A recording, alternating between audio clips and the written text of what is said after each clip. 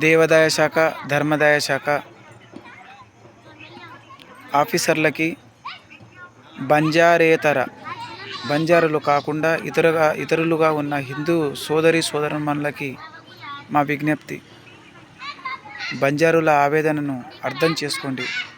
హథీరాం బావాజీ మఠాన్ని బంజారులది అయినప్పటికీ అక్కడ బంజారులను వంచించి హథీరాం మఠాన్ని సమాప్తం చేయాలని చూసి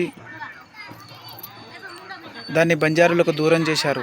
దాని కారణంగా బంజారా సోదరులంతా అన్య మతాలలో చేరిపోతున్నారు, సంస్కృతిని మర్చిపోతున్నారు. ఇవాళ పాత ఖమ్మం జిల్లా, కొత్త మహబూబాద్ జిల్లాలో ఉన్న భావసింగ్ బావాజీ మఠం అది. ఆ మఠాన్ని వెంకటేశ్వర స్వామి దేవాలయంగా తీర్చిదిద్దారు.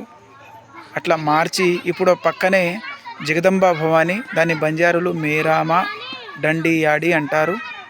దాన్ని ఇప్పుడు అక్కడ కాకుండా చేసేసి చుట్టుపక్కల చర్చీలు, తర్వాత దర్గాల ప్రభావాలు పడుతున్నది బంజారా సమాజం మీద.